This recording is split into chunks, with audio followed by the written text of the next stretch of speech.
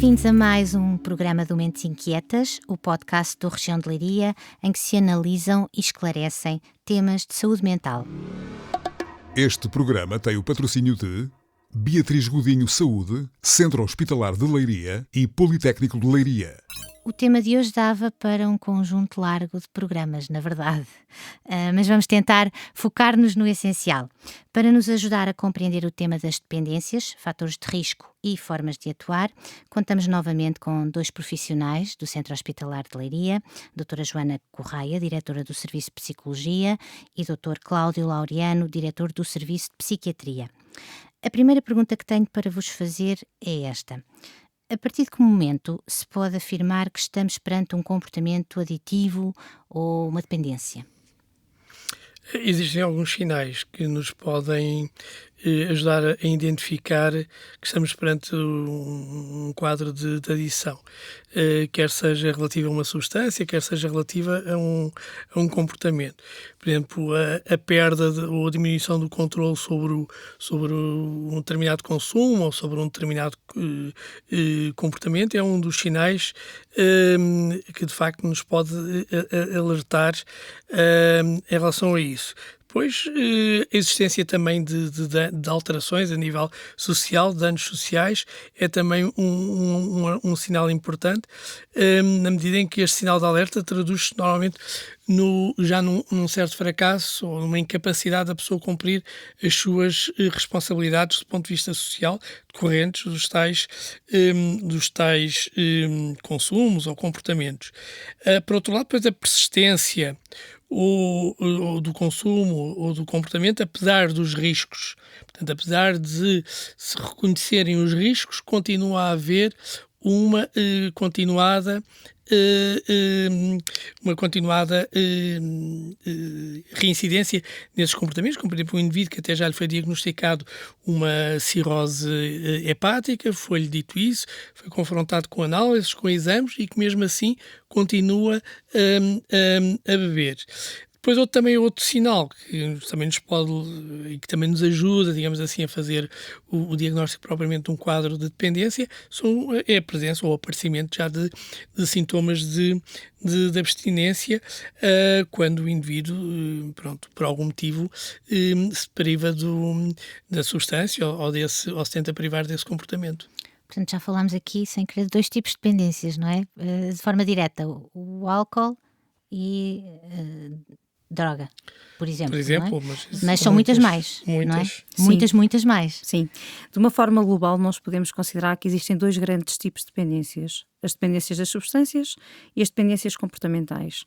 Quando falamos de dependências de substâncias, falamos, por exemplo, do álcool, do tabaco, de outras drogas que possamos encontrar, que são variadíssimas. E quando falamos das dependências mais comportamentais, podemos estar a falar, por exemplo, da questão associada ao jogo patológico, à questão das redes sociais, da internet, a questão do sexo, a questão das dependências associadas à pornografia ou à consulta de sites pornográficos. Podemos considerar a dependência do exercício físico, cada vez mais são casos que existem e que acabam por nos aparecer em consulta como dependências extremamente difíceis de gerir, porque acabam por absorver grande parte das rotinas vivenciais da pessoa. Ou, por exemplo, a questão das compras, não é? As pessoas que são aditas em comprar, independentemente do que seja. Portanto, se considerarmos que todos os comportamentos que temos podem ser levados ao limite e podem assumir componentes negativas, nós podemos considerar que temos variedíssimos contextos de adição. E tem tratamento igual? Há uma abordagem igual a esses dois tipos que foram aqui referidos, Dr. Cláudio? Não, a dependência, naturalmente, que o tratamento depende muito também claro que haverá certamente linhas comuns, mas a adição é uma doença crónica, isso é um aspecto que é importante, independentemente digamos assim, da substância ou do comportamento adito. Desculpa, uma doença crónica significa é uma doença que não tem cura, mas não quer dizer que não seja tratável, é tratável. Agora, a probabilidade de voltar a surgir ao longo da vida permanece. E isso é também um dado que é importante estar sempre presente. Mas isso é como muitas outras doenças. Pode-se fazer a comparação com o diabetes. A diabetes não é uma doença que se cura, mas é uma doença que pode ser controlável. Em umas situações com maior facilidade, noutras situações com muito maior dificuldade. E em relação às dependências, passa-se exatamente o mesmo. Portanto, e depende muito, efetivamente, o tratamento em si depende muito até da substância ao qual estamos aditos, por aí também a intervenção será diferente, como depois também do tipo de comportamento que está de facto na base dessa adição. E há umas que são mais difíceis de tratar do que outras, sendo assim? Podemos considerar que sim, não é? Geralmente há uma base comum em todas as dependências que tem a ver com o déficit do controle do impulso. Portanto, a pessoa tem dificuldade em controlar os impulsos associados ao comportamento aditivo que tem. Se considerarmos que, no caso das substâncias, a intervenção farmacológica poderá ter um impacto muito importante, se calhar nas dependências comportamentais pode haver um auxílio no controle do impulso, mas é muito mais comportamental, tem muito mais a ver com hábitos, rotinas e afins.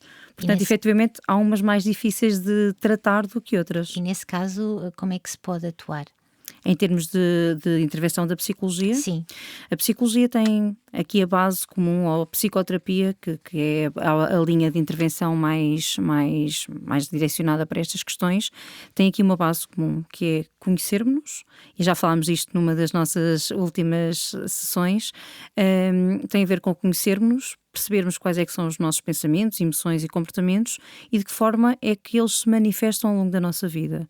Portanto, a base será sempre a mesma. Eu conhecer-me, perceber qual é que é a causa do comportamento que tenho, perceber o impacto funcional que acaba por ter também na minha vida o comportamento que assumo e, de alguma forma, tentar redefinir rotinas, redefinir padrões e, acima de tudo, tentar não reincidir no comportamento que, de alguma forma, me leva a este processo mais destrutivo. Claro que para isto preciso, para além do autoconhecimento, perceber quais é que são os meus limites. E nós temos alguma dificuldade em conhecer os nossos próprios limites. Como é que conhecemos os nossos limites? Como é que essa aprendizagem se faz? No âmbito das dependências? Sim.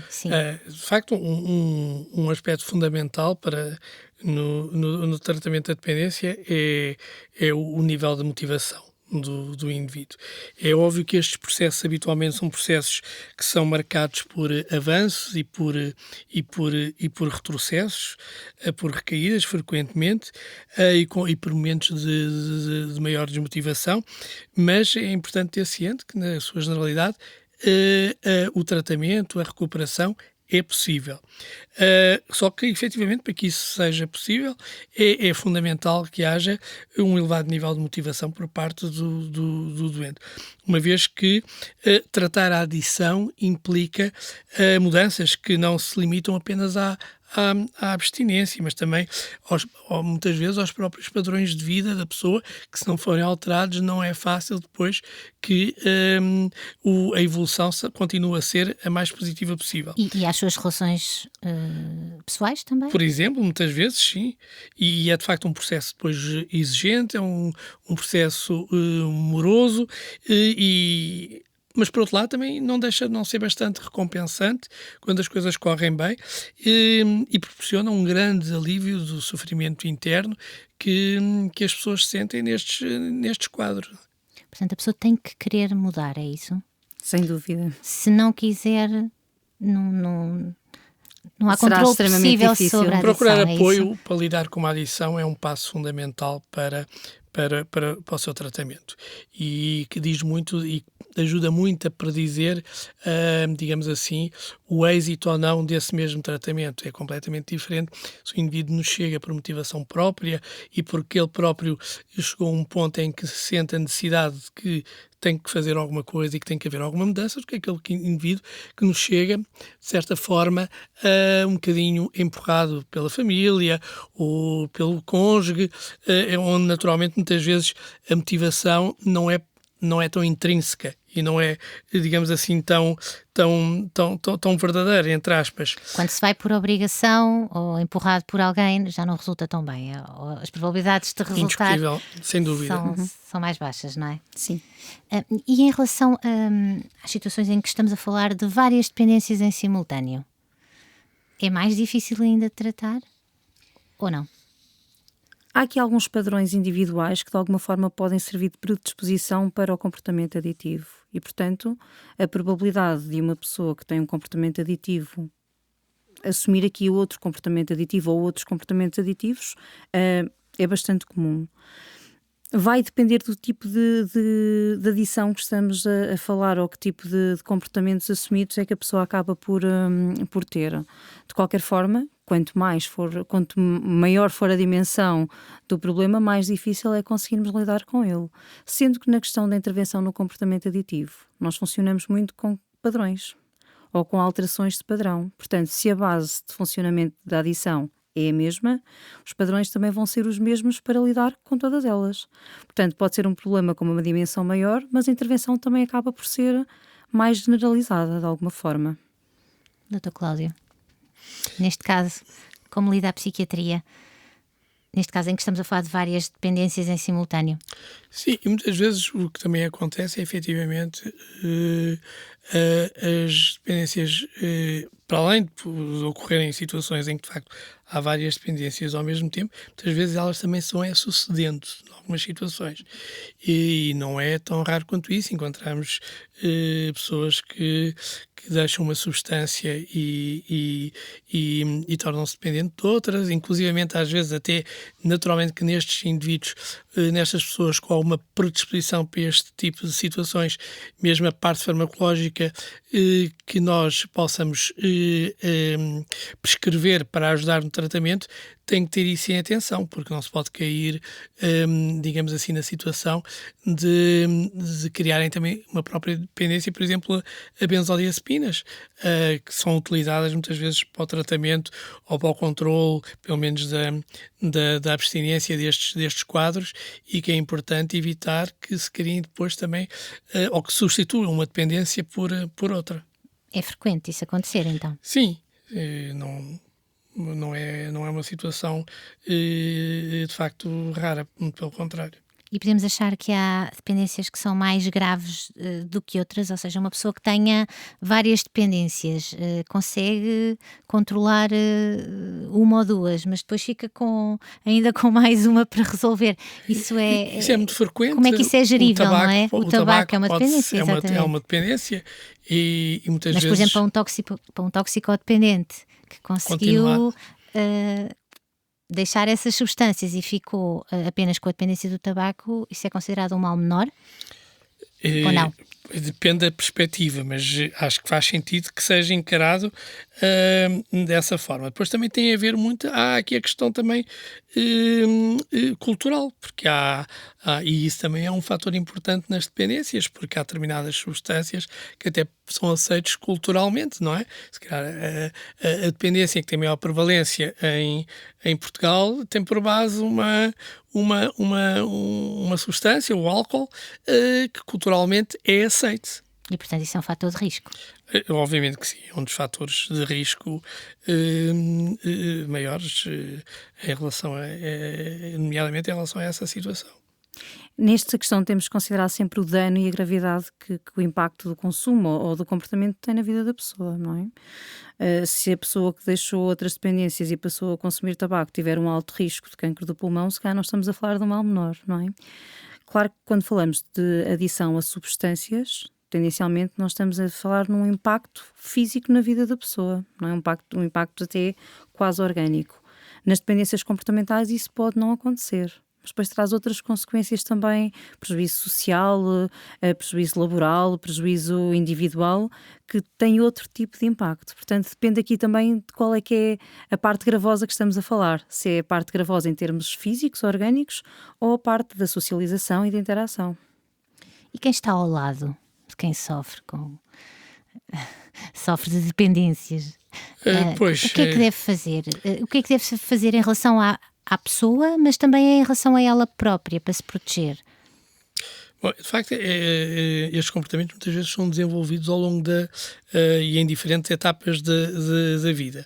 E, inclusivamente, no início podem passar até despercebidos no seio familiar ou no contexto mesmo laboral ou de outro tipo de relacionamentos.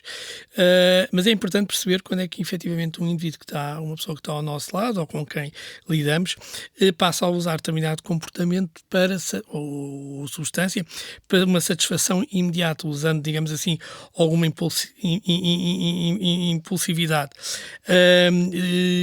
E isso torna-se muitas vezes evidente perante os outros. Naturalmente que a melhor maneira de prevenir é não consumir. E, de facto, não é tão raro quanto isso haver, de facto, depois em contexto familiar, mais do que uma pessoa que coabitam e que consomem.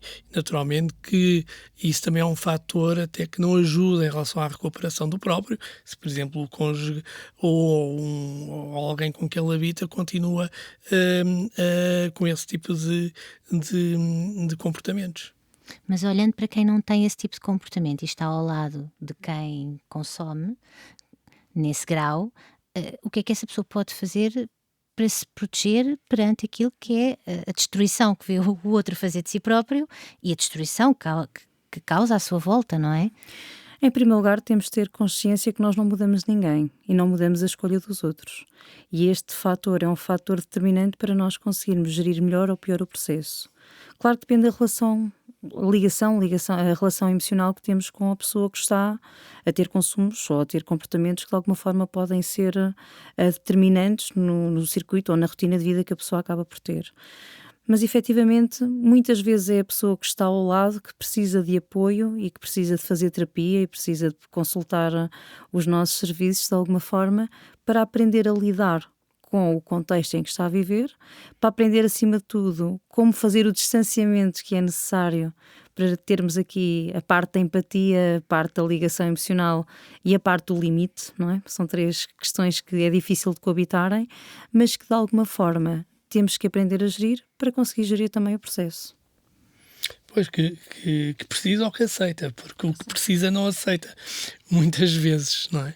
Sim, mas a comunicação é um aspecto fundamental em lidar com este tipo de situações, mesmo no contexto familiar e se pensarmos nos adolescentes ou em idades adultas jovens, de facto a comunicação, que muitas vezes não é a melhor, é também um fator muito importante na forma como lidar e ultrapassar estes problemas.